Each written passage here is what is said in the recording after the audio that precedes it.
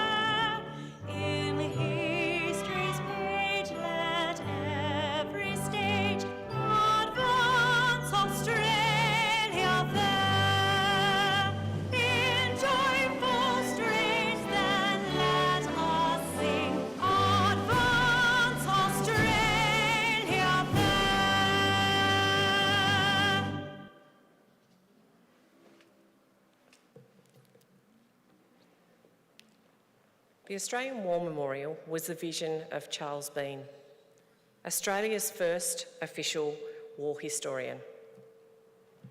Bean landed with the Australian troops on Gallipoli and stayed with them at the front till the end of the war. The idea of this national memorial and museum came to him at Pozières, France, in the depths of the bloody fighting of 1916. Bean's idea was that this would be a place where families and friends could mourn loved ones buried in faraway places. It would also be a place that could help all Australians understand what these men and women had endured and what they'd done for us. Bean's vision, to which we remain true, is best expressed as inscribed in the entrance to the memorial's galleries. Here is their spirit, in the heart of the land they love. And here we guard the record which they themselves made. Tonight, we will read the story behind just one of those on the Roll of Honour, which lists the names of more than 103,000 men and women who have given their lives for us in war and on operations for more than a century. But first, we present a lament. Flowers of the forest. Wreaths or floral tributes will now be laid at the base of the Pool of Reflection.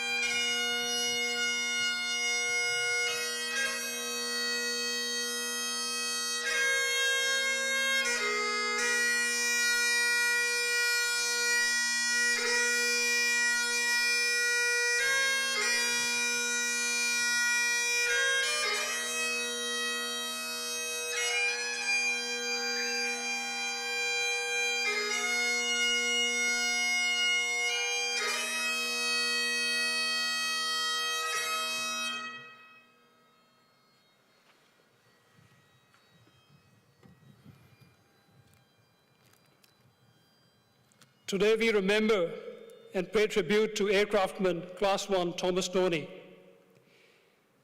Thomas Dorney was born on the 20th of October 1914 in Ballarat.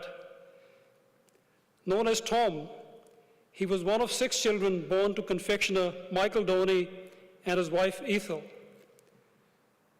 Tom received his education at St. Patrick's Primary School and spent time helping out his family's shop, making and selling sweets. He was a keen sportsman and particularly enjoyed cycling. Alongside his brothers, Donald and James, he was a member of the Ballarat Cycle Club and often participated in local cycling competitions. When he was 17, Tom's father became ill and the Dorney family was forced to close their shop. Tom gained employment as a cycle mechanic at the local post office where he worked casually for 2 years. He then began working as a mechanic for Morris Ellis Garage and service station where he became a skilled tradesman.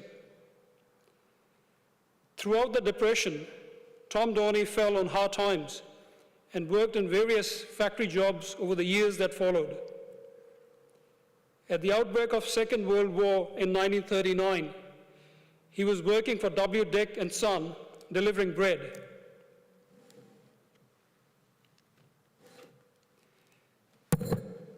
Tom Dorney applied to enlist in the Royal Australian Air Force in May 1940. Given his experience as a mechanic, he was invited to interview and undergo a trade test. Carrying glowing references from his previous employers, Tom passed the trades test and was accepted as a trainee mechanic.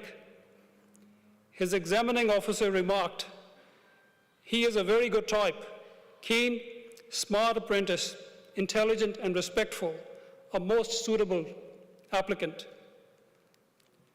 By the end of May 1940, Tom Dorney was a member of the Royal Australian Air Force. He completed his initial training at Ascot Vale and embarked for active service from Adelaide in November. After transferring ships at Port Said, Egypt, in December, Dorney arrived in Liverpool, England on the 2nd of February 1941. He was attached to number 10 Squadron before traveling to its base at Mountbatten near Plymouth. Equipped with Sunderland flying boats, number 10 Squadron was responsible for locating and destroying German submarines, air sea rescue missions, and convoy duties. Dorney remained at Mountbatten until March, when he joined a small detachment of men to a new base in Oban, Scotland. After a month, he moved to the squadron's base at Pembroke Dock in Wales. Dorney undertook further training and completed an air gunner's course before remustering as a fitter, becoming involved in routine maintenance of aircraft flying in missions over the Bay of Biscay, where the squadron was hunting enemy submarines. On the 21st of June 1942, Dorney joined an 11-man crew on an air sea rescue mission, searching for the crew of a Wellington shot down near the French coast. Upon reaching the area of search, the aircraft was attacked by an enemy aircraft, forcing it to lose height as the inner starboard engine began smoking. Forced to land in the sea with its inner engine smoking, witnesses saw the Sunderland explode. It is believed that its petrol tanks exploded, resulting in complete destruction of the aircraft. None of the crew survived. Today, Thomas Dorney is commemorated on the Runnymede Memorial in England, where more than 20,000 other members of the Air Forces who have no known grave. Following his death, Dorney's family paid tribute to him in a notice in The Age. "We miss you, Tom. We always will." Tom Dorney was 27 years old. His name is listed on the Roll of Honour on my left among almost 40,000 Australians who died while serving in the Second World War. His photo is displayed today by the Pool of Reflection. This is but one of many stories of service and sacrifice told here at the Australian War Memorial. We now remember Aircraftman Class 1 Thomas Dorney, who gave his life for us, for our freedoms, and in the hope of a better world.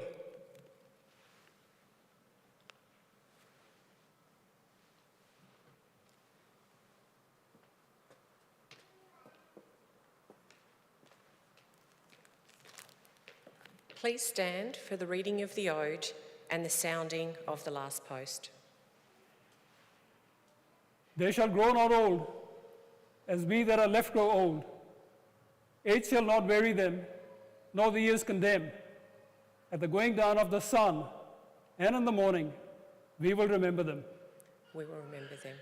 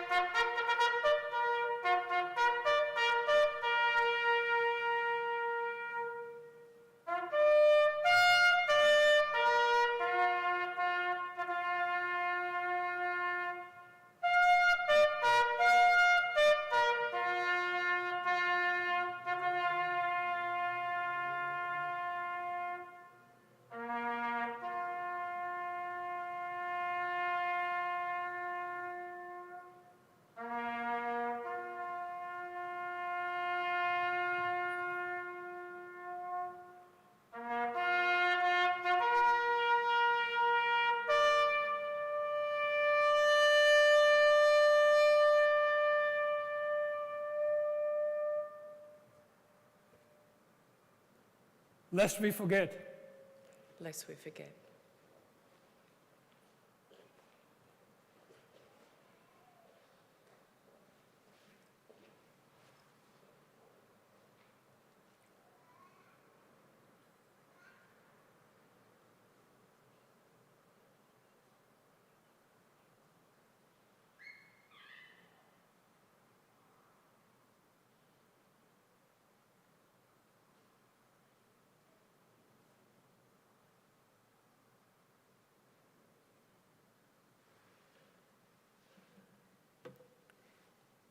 We leave you this evening with the words of the memorial's founder, Charles Bean. Many a man lying out there at Poziere or in the low scrub at Gallipoli, with his poor, tired senses barely working through the fever of his brain, has thought in his last moments, well, it's over. But in Australia, they will be proud of this.